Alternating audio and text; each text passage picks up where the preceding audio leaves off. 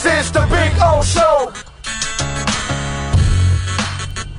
This is the Big O Show. Howdy, there he is. Get ready to talk a little Miami Heat basketball. Ira, good morning, sir. How are you doing? I'm doing well. Greeting from first place land, Big O. I know, man. God, and with all these home games and everything going on, this is just a great opportunity. And they're not even, I mean, yesterday, I know they didn't have the often injured Anthony Davis, but I mean, there's no Lowry and Hero yesterday. Right. You know what I mean? So that's a lot of points. And obviously the general of the damn offense, the offense never runs better than when Lowry is running the offense, obviously. So those are huge losses. And to take care of business like that, and as we've talked about, to put yourself at the brutal first half, to be in this position, to then have all the home games. Oh my God, the dominoes are falling in place. Yeah, they are. You know, we talked about that, those ridiculous runs at the start of the season and another one of nothing but road games. And you look at March on the Heat schedule and they're home almost all the time.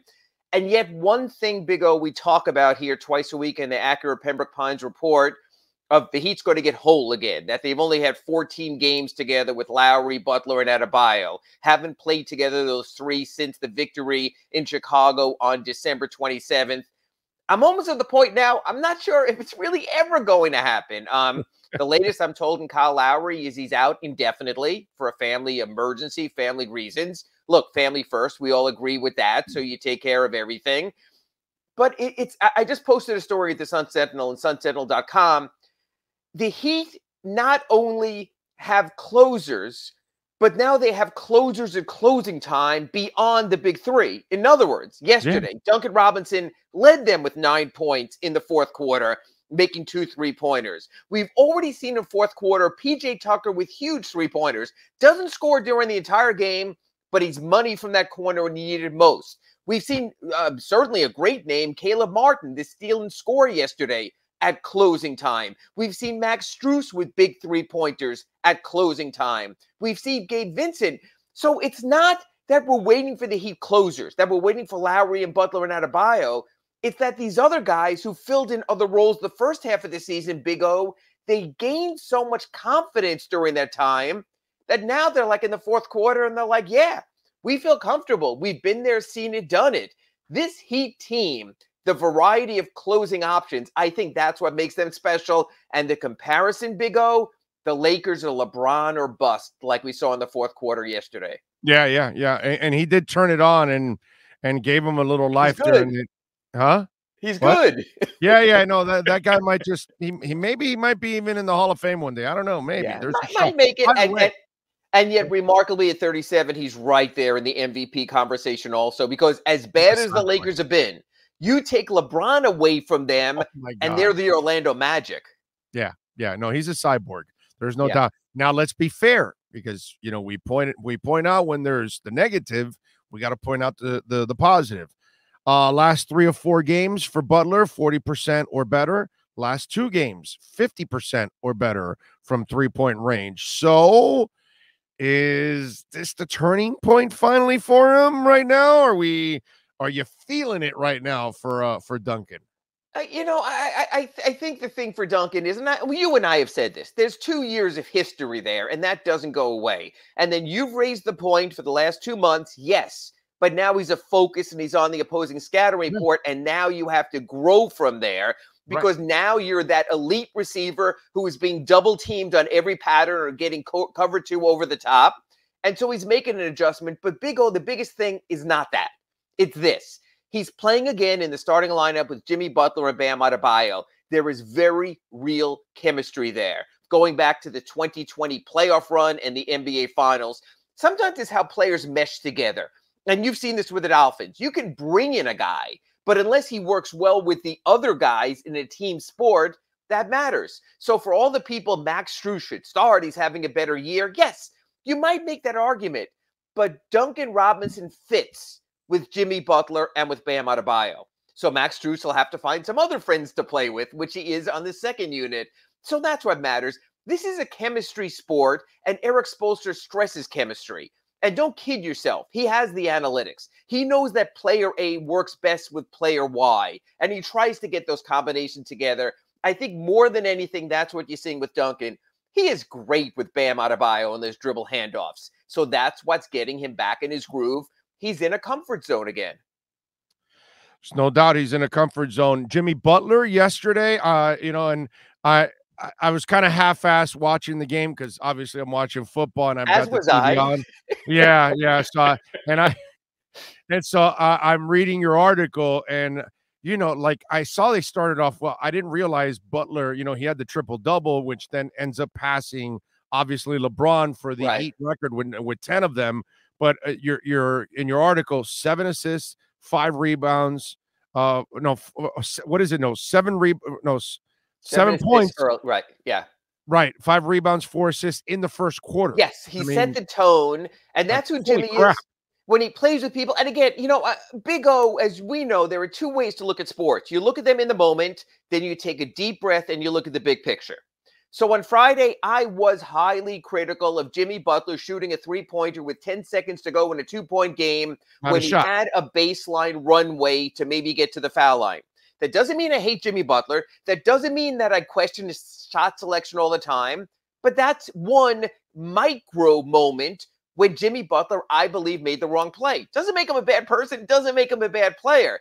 Then he comes back yesterday. He's assisting. He's getting everyone else going. He's being the 3-level player that LeBron James is, and that's terrific. So what I said on Friday, I stand by. Jimmy Butler should not be shooting 3-pointers at the end of games with 10 seconds left when you have Duncan Robinson and Max Strus and Gabe Vincent and better shooters, players who do that better than him.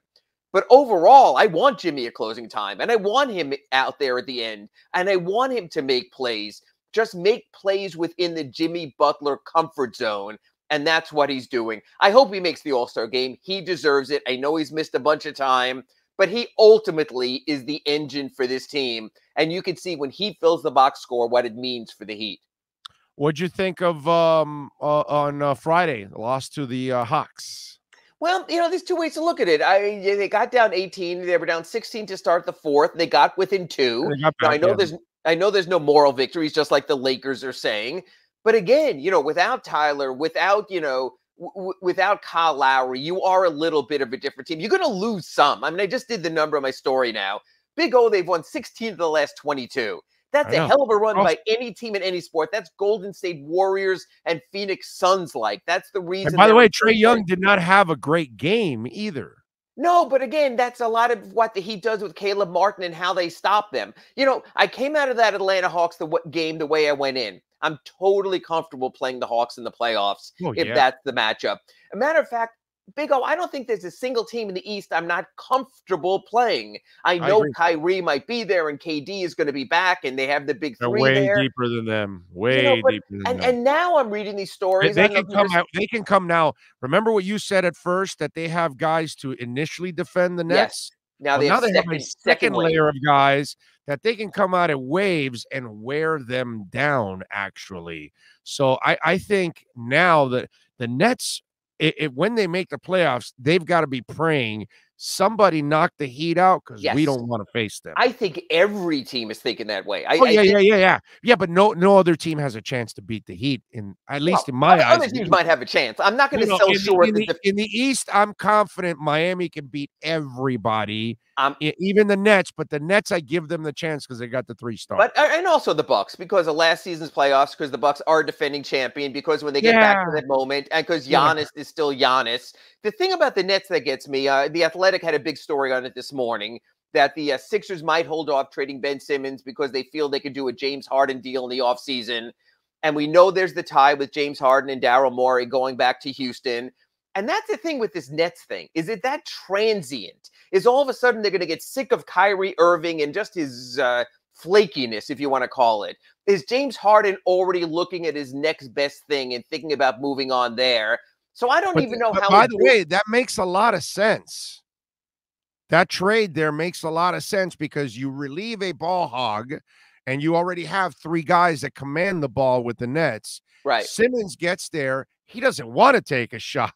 So he'll be dishing it out to the other 2 guys that are going to take all the shots. So I kind of and Kyrie can play off the ball too. Oh, absolutely. He's I know doing that he now. Yeah. I know he likes to play with the ball, but if you bring a Simmons in, that kind of relieves a little bit of the tension of one ball and three guys. This gives it to one guy that is more than it's a hot potato to him the way he's dishing it out. But it's just interesting. So if James Harden's head is already in a different place and he's already looking to his next team, look, we saw James Harden when he was disinterested in Houston. I mean, that was awful at the end. You know, it was like you thought he had like a Subway sub he was taking on the court there or something like that. So I do wonder how it's going to play out for Brooklyn. Look, I feel confident for the Heat. I feel confident for the regular season Heat. I need to see the big three get back. I need to see, Lowry get back. But all in all, when you look at what the Heat have, yes, I agree, Big O. I would put them up against anyone in the East. I need to see what Klay Thompson does when he finally his legs with the Warriors. I need to see if the Suns can sustain at the best of their play. The West is a different story. I'm just talking about. I think the East has a greater depth of talent, and I pointed this out when I showed the standings today. That the Heat are still only 3 games out of sixth place in the East. It's that competitive. Cleveland and Brooklyn and Milwaukee, these teams are right there. Chicago with the Heat, but I think what you said is true. The Heat's best schedule is still coming up. That's not the case for the others, so maybe there's a little separation now.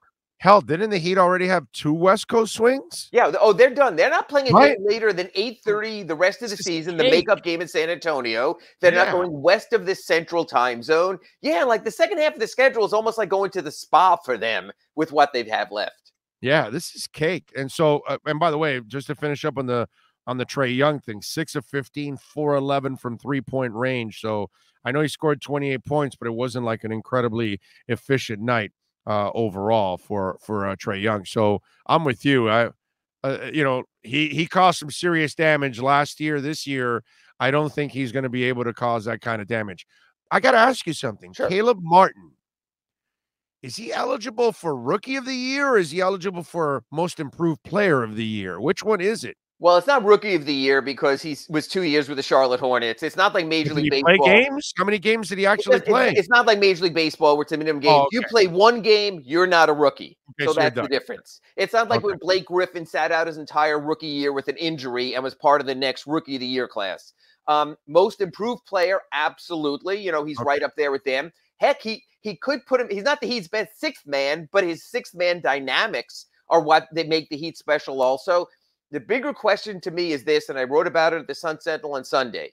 Because he is a restricted free agent without bird rights, the most that he can offer, if they're able to use the full non-taxpayer mid-level, is about 4 years at $44 million. Is that enough? It probably should be. Oh, God, don't tell me we're in this position. Who was that player that we couldn't keep last time because of some crap like that? I mean, it is a degree of they can only match so high. But, Big O, the question is this. It's like the Tyler Johnson deal when he got 4 years at $50 million. The Heat did match the offer for the Nets. So it's just a matter of they had Ike Austin 1 year. They had to trade him because they couldn't match his offer on the market. I still think 4 years, $44 million is right around in the wheelhouse. They should be able to make it work. But look, this is the first time the Heat have had a two-way guy who's been a proven veteran NBA player also. And again, and the people I spoke to about the Heat said this, that's a later problem. Let's enjoy the moment. Let's not worry about who they might lose in the offseason. Let's live in the moment. Let's let this thing play out. He's been terrific. He's been so unexpected for the Heat. God, after developing him and finding him, you have no draft picks. This is the way you make up for this kind of crap. I don't want to lose this kid. I like this kid a lot, man. Damn. Somebody can do poison. Can they poison pill our ass too? Yeah, well, if someone comes in with an offer above $10.4 million starting next year, the Heat can't match because they only have their mid-level. But again, I think other teams look at play, and you've seen this, Big O. Players work well with the Heat, and when they lean for the money, including Anthony Mason. Remember, he left for the Bucks. He was never the same player. So I think teams look at that also. So I think it all. And remember, Caleb Martin doesn't have to take the outside offer. He might say to himself, you know what, for a couple million more, and I can't believe I'm phrasing it that way, he might say to himself, you know what, this is a good fit. I'm enjoying myself here. I don't have to be in a Sacramento wondering what the heck I did with my career. So we'll let that play out to the summer. God, I hope not. I don't want to lose that kid, man. After watching him the way he's developed, Man, that would be A tough pill absolutely to swallow. Yeah. yes, that would be wasn't there a kid like that before? Oh no, it was the Tyler Johnson one. That's what it was. And And the Heat that had was to all swallow hard that because was the Mickey. rules were a little different in that case. The Nets made the offer. They had a match. They lived to regret it. They eventually had to dump him to the point where they took on Ryan Anderson's salary, who's still on the cap this season. Yeah. Yeah, yeah, that's wow. And this kid is so much better than Yeah. Tyler. Like it's not even like Tyler had that athleticism.